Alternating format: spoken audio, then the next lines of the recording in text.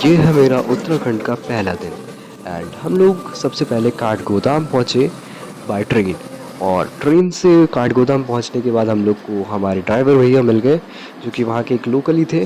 तो उन्होंने हमें सबसे पहले हमारे रिजॉर्ट में ड्रॉप कर दिया एंड रिजॉर्ट में पहुँच के हम लोग को हल्का सा वेट करना पड़ा साफ़ सफाई के लिए, बिकॉज जो रूम्स थे वो तुरंत खाली हो रहे थे और तुरंत सोल्ड आउट हो रहे थे, क्योंकि इस टाइम काफ़ी ज़्यादा रश था पूरे के पूरे उत्तराखंड में। और हम मतलब कि उत्तराखंड में बहुत सारी अलग अलग जोन से घूमने के लिए है, लेकिन हर एक जोन में बहुत ज़्यादा रश था। एंड उसके बाद हम लोगों ने कमरे को देखा, कमरा काफ़ी बढ़िया था एंड इस रिज़ॉर्ट का नाम शायद माया रिज़ॉर्ट करके कुछ था। एंड ये हम लोग ये जगह कॉर्बेट में है।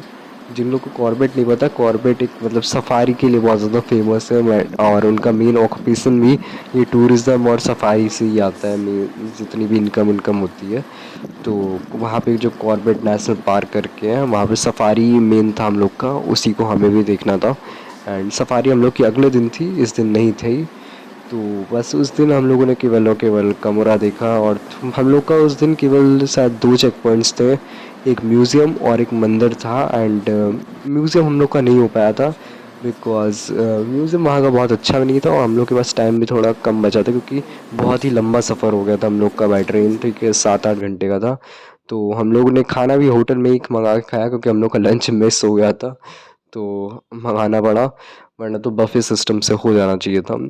एंड उसके बाद हम लोगों ने थोड़ी देर रेस्ट वेस्ट किया, कोई पूल में गया कोई कुछ। तो ऐसे ही टाइम पास चल रहा था एंड मैंने तो उस टाइम में सोचा कि इस ये पूरी ट्रिप को मैं रिकॉर्ड करूँगा सबके लिए। एंड फिर मैंने रिकॉर्डिंग स्टार्ट की, थोड़ा बहुत नज़ारे दिखे। तो रिज़ॉर्ट काफ़ी ज़्यादा नेचुरल, मतलब बहुत ही कमाल का रिज़ॉर्ट था एंड शायद उस एरिया में सबसे बेस्ट रिज़ॉर्ट टाइप का था। एंड ये थोड़ा लोकल एरिया में था लेकिन लग नहीं रहा था, इसी वजह से ये काफ़ी ज़्यादा बड़ा भी था। एंड उसके पीछे मतलब शुगर केन का कुछ शुगर वगर का और हनी का इन सब चीज़ों का भी काम चल रहा था। एंड उसके बाद भैया आ गए हम लोग को और उन्होंने हमें मंदिर में ड्रॉप कर दिया। एंड मंदिर में भाई सन का अलग ही व्यू आ रहा था।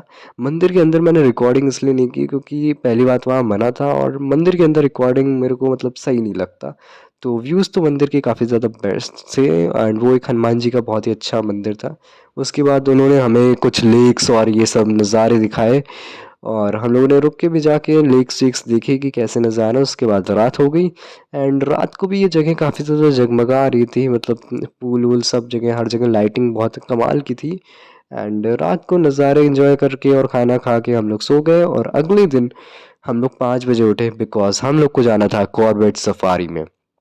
अब कॉर्बेट सफारी में जाने से पहले हम मैंने थोड़ी देर रिकॉर्डिंग वकॉर्डिंग की, ताकि मैं इस जगह को थोड़ा सा कैप्चर कर लूँ अपनी मेमोरीज़ में और अपने कैमरे में।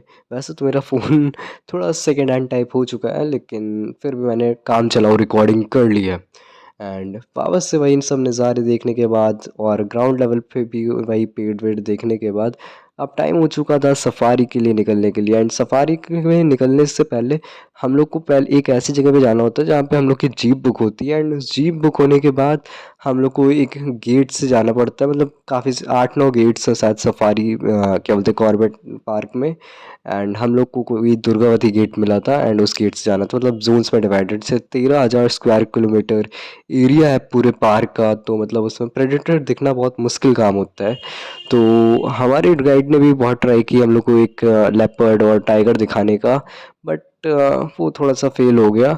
हालांकि उसने कई सारे एनिमल्स दिखाए लाइक डियर्स, मतलब जैसे 3 टाइप के, बार्किंग, स्पॉटेड और ऐसे ही कई सारे डियर्स दिखाए हम लोग को। और मेन चीज़ उसमें नज़ारे बहुत थे। हालांकि एक बार क्या होता है, क्या जैसे ही हम लोग जा रहे होते हैं आगे हम लोग को फुटप्रिंट्स दिखते हैं लेपर्ड के, बट हम लोग को वो मिलता नहीं। हम लोग को ये डियर्स ही मिल पाते हैं क्योंकि ये थोड़े कॉमन है। मतलब कि एक लेपर्ड हम लोग से मतलब 1 मिनट से थोड़ा मिस हो गया, वरना 1 मिनट पहले आए होते तो हम लोग को दिख सकता था रास्ते में, मतलब। और इतनी तेज़ हवा चल रही थी तो जीप की वजह से तो हम लोग को तो कुछ दिख ही नहीं रहा था, वही जो दिखा दे रहे बर्ड्स वर्ड्स वही दिख रहे थे।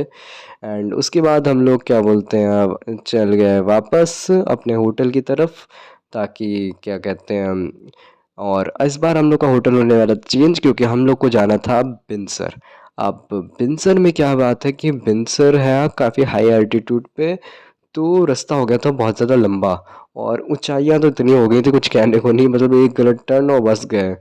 तो बिनसर पहुंचने में 7 घंटे लगने वाले थे। रास्ते में हम लोग को रानीखेत मिला एंड ये थोड़ी सी मेरे को क्या बोलते हैं बिजी एरिया था, बट मतलब जितना फेमस है उस हिसाब से तो मुझे उतना नहीं लगा। मेन इसमें एक मिलिट्री एकेडमी और एक क्या बोलते हैं पार्क है, और यहाँ गोल्फ कोर्स यही सब है। तो रानीखेत को ये बस थोड़े व्यूज़ देखे, मतलब उतरा तक नहीं हम में से कोई भी। उसके बाद हम लोग पहुँच गए बिनसर इको, एंड यहाँ से भाई जो नज़ारे थे, मतलब कैमरे में तो मैंने कम रिकॉर्ड किया, बट जो नज़ारे थे वो काफ़ी कमाल के थे। एंड उसके बाद हुआ 7:30 बजे फाइनल, एंड उसको जीता RCB ने। And 6-7 peace out guys.